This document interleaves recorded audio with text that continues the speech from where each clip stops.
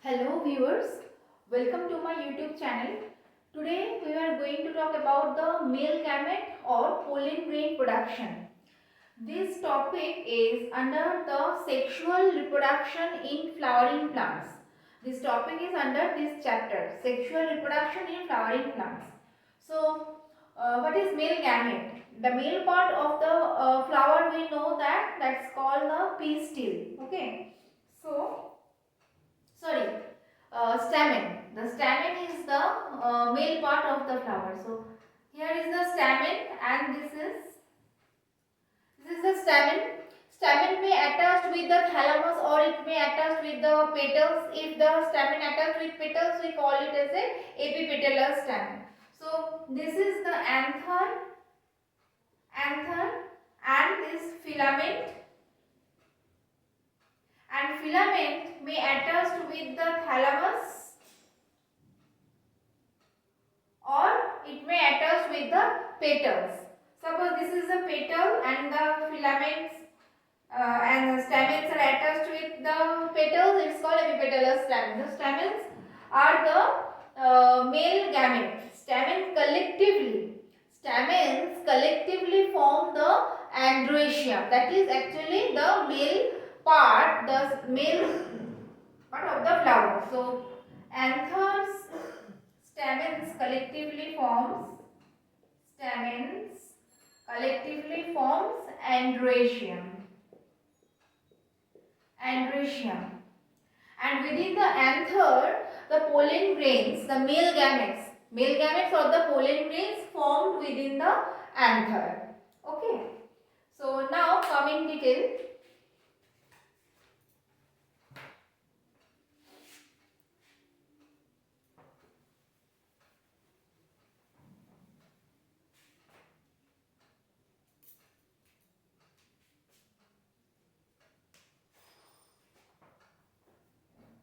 If we cut the stamen in this side, okay, if we cut the stamen by the transverse section, then we get that things.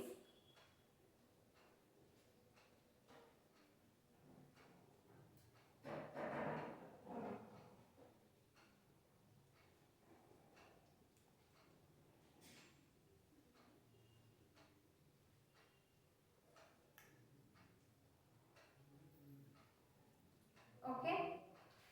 So this is the cut section of the anther. Now look, here is the two chamber. That two chambers called the two lobes. This is one lobe and this one. These are called lobe. Here the two lobes are there. Okay. So, and these two lobes also called theca. If there is two lobes, then it's called the dithecous stamen. Okay. If two lobes are there, then it's called dithecous. And if there is one lobe, we can find in the the hibiscus, the stamen is like that. Here is a one lobe, and that is called the monothecous. That is called monothecous stamen. Okay, as I said, one lobe. Now look,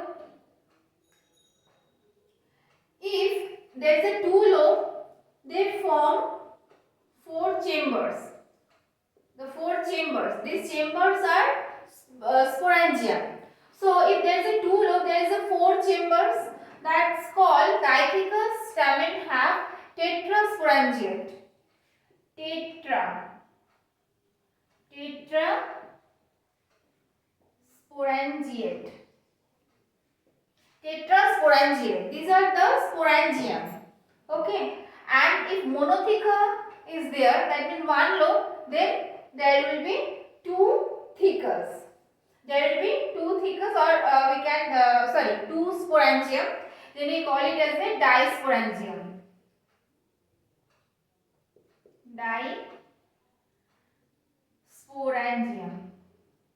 Or disporangiate. Okay.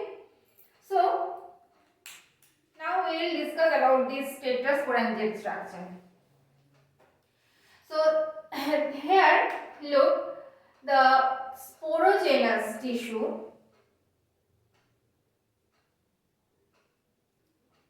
and this notch.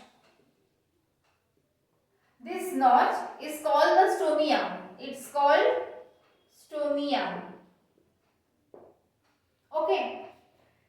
Look, the archisporial cells.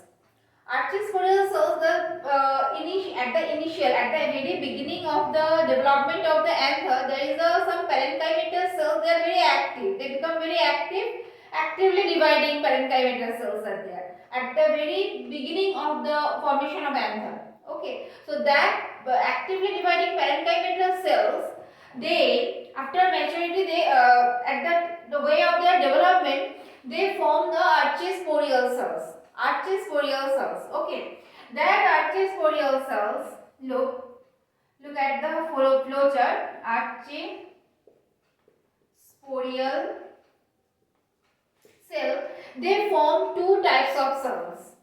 One is sporoparietal,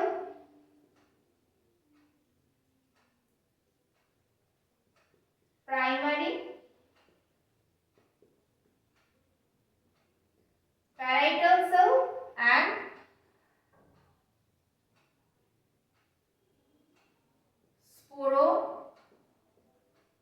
sporogenous cell. Okay. Now, primary parietal cell form outer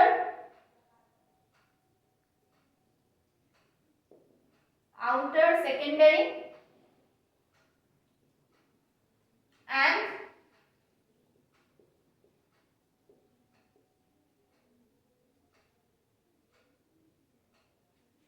inner parietal.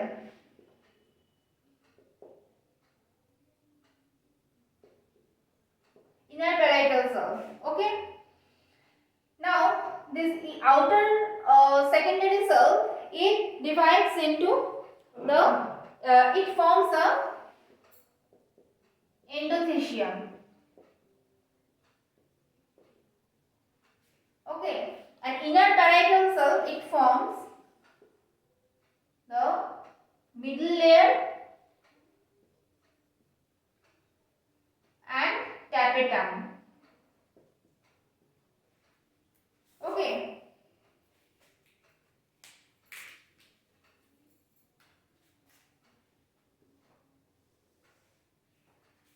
I come on the sporogenous sporogenous cell later on. Okay. First, look at that part. The archisporial cell divide to form two cells, primary parietal cell and sporogenous cell. And primary parietal cell divide to form outer secondary and inner parietal. Then outer secondary cell form the endothecium and inner parietal cell form the middle layer and tapetum. Now look at the diagram. So here the cell, these are the microsporangia. They are actually extended like that throughout the length of the anther. The microsporangium is distributed, they are continue with the length of the anther. And these are the microsporangia. Okay. The sporogenous cells, all about the sporogenous cells that are come inside the microsporangium. Okay, so I am talking about the outer layer, the primary parietal layers, primary parietal walls. So this is endothecium. At the outermost part, there is the epidermis. At the outermost, this is the epidermis.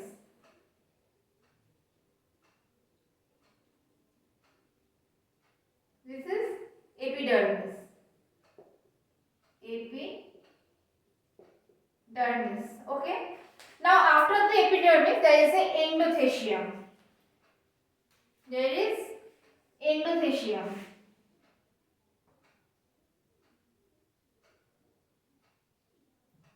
I have to use another color.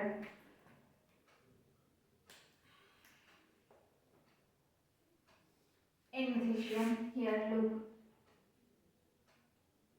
endothecium. Okay. And below the endothecium there is a middle layer. There is a middle layer. Here is the middle layer. Middle layer. Middle layer. Okay. Now, at the innermost there is a tapetum. Tapetum is the layer that actually covers the microsporangia. Is the outermost layer of the microsporangia. It protects the microsporangia. So here is the tapetum. This is tapetum. Tapetum is protective in nature. They protect the inner part of the microsporangium. Okay. So these are all about the outer layers. They form the archisporial cell divided from primary parietal and that form the outer. At the outermost there is epidermis and below the epidermis there is the endothecium, the green part. The red part it forms the middle layer and then the tapetum. Okay. Tapetum is the blue. Middle layer is red here. I separate all the layers by different color, that can you understand very well. Okay. Now come to the sporogenous cells. Now what happened? Look at this chart. Sporogenous cells. I am separate this part. Sporogenous cell. Sporogenous cells, they actually form the pollen mother cells or microspore mother cells. They form the pollen mother cells or MMC or microspore mother cells.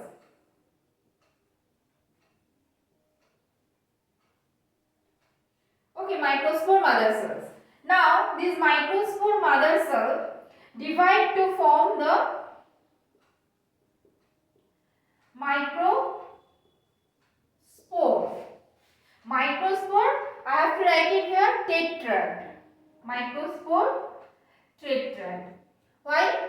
Because the microspore mother cell, whenever it divides, it forms 4 cells. It forms 4 cell structure. Okay, 4 cell structure, and that 4 cell structure, that tetrad have different types, different forms. Just for example, look, the spore may arranged like that. This is called tetrahedral.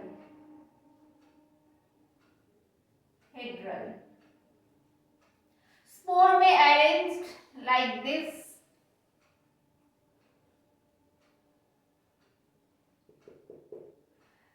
This form of tetrad. They form 4 cells, and that 4 cells arranged in different way, different forms. So this is the first form, tetrahedral. Next, this type is called isobilateral. Another one, decaset. This is decaset. T form.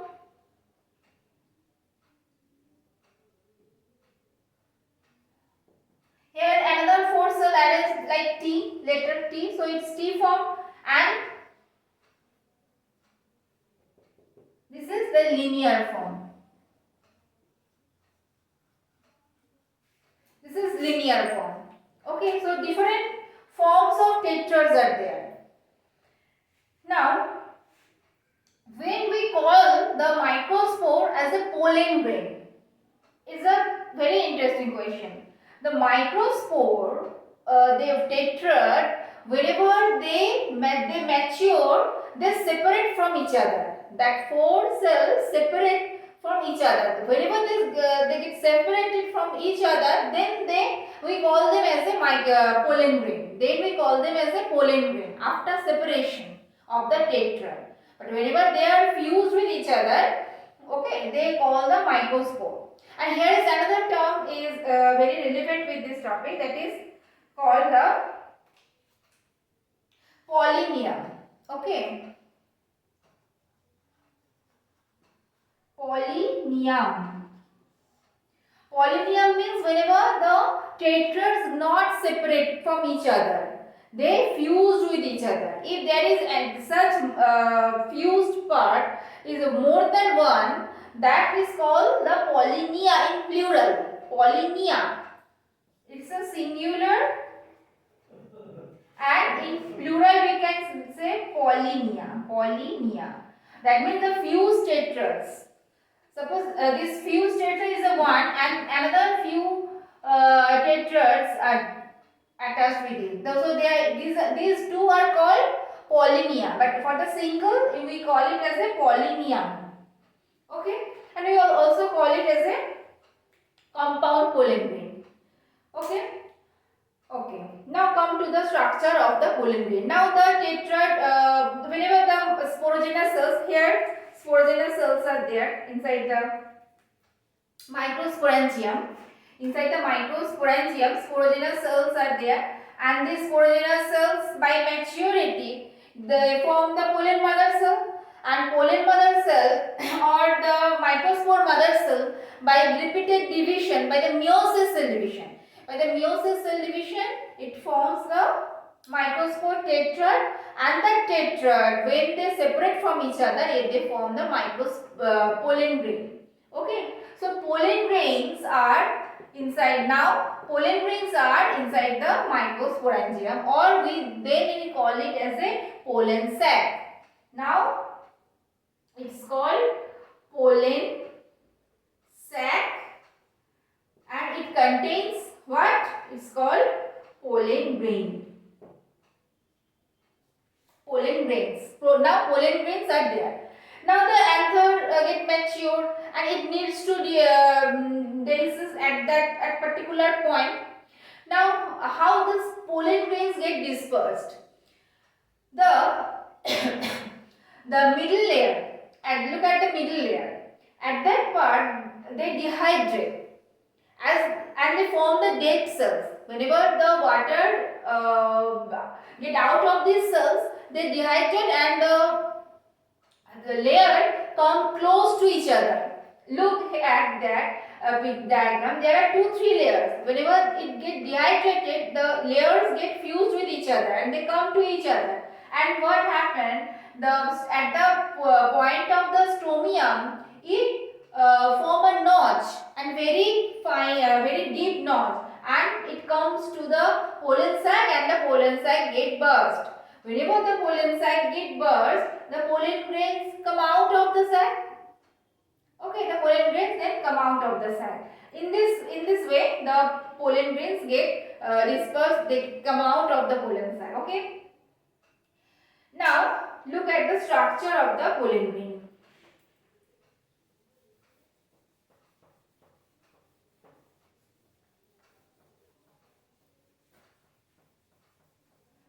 Pollen grain,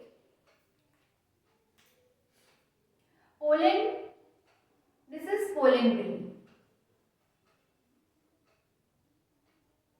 Okay, now tetrad separate, one cell gets separated, now we call it as a pollen grain, not microsporangia. Microspore, sorry, not microspore. Now it's pollen grain. Pollen grain has 2 layers. Primarily it has 2 layers. The inner layer is called intine, and outer layer called exine. Now exine has 2 part, that is the ectexine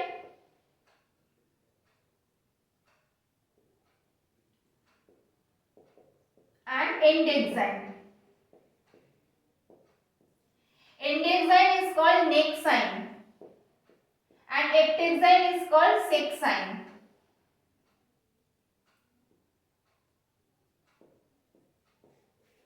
Okay, nexine and sexine, ectexine, endexine. The exine, the very important component of the exine is sporopollenin. Sporopollenin.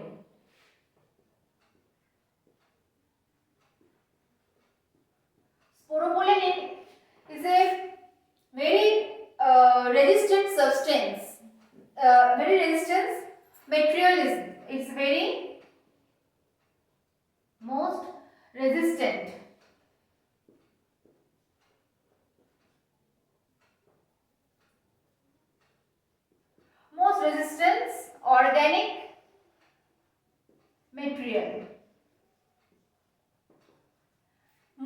resistant organic material, sporopollenin. Okay, it can protect, actually it resists the acidic environment, alkaline environment, any strong acid alkaline environment they can resist very easily. So as they are most resistant organic material. And the intine, it is made up of cellulose and pectin. Intine, it's made up of, it's also called cellulopectin. Cellulose and pectin. Cellulose and pectin.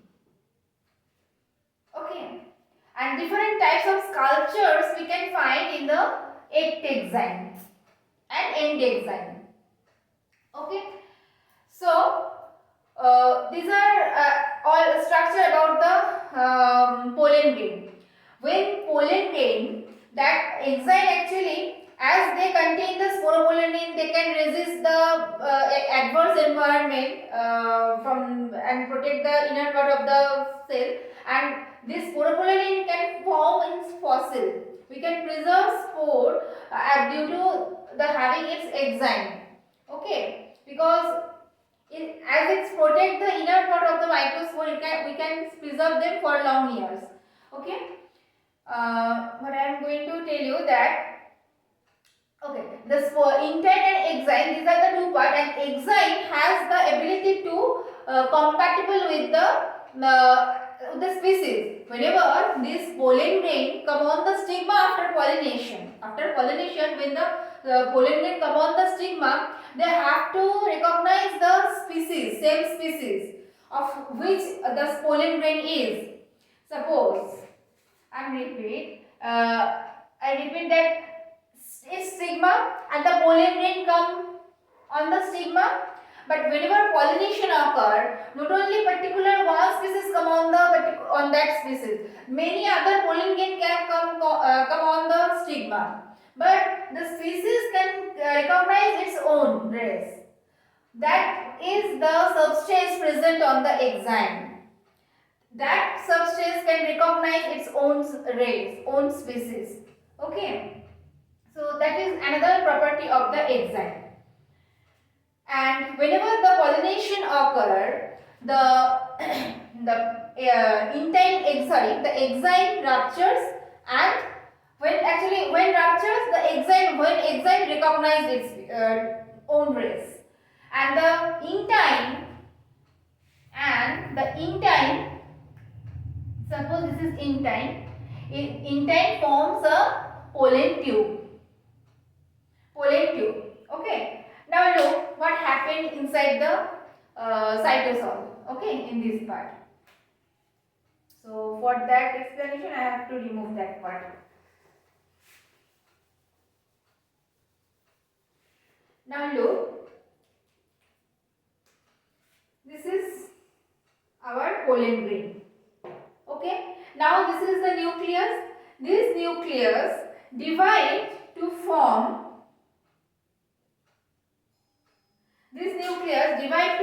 The vegetative cell and a big cell. Actually, this nucleus divide to form two cells. One is big, another one small.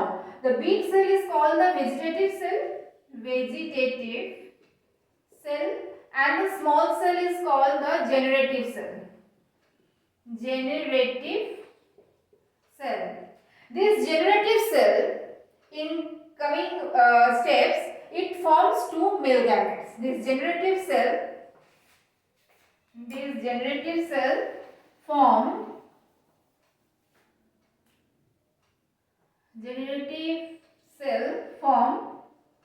two male gamete. Okay. And when these two male gamete forms, they actually form whenever the pollen tube emerges within the style after pollination. Okay, not before pollination. After pollination, when the pollen tube emerges through the style, at that time this generative cell divide to form two male gametes. Okay, I have discussed on double fertilization why two male gametes actually form. what is double fertilization. I have separate video particularly on the double fertilization. Please go through that video, you will be clear about double fertilization, why it is called double.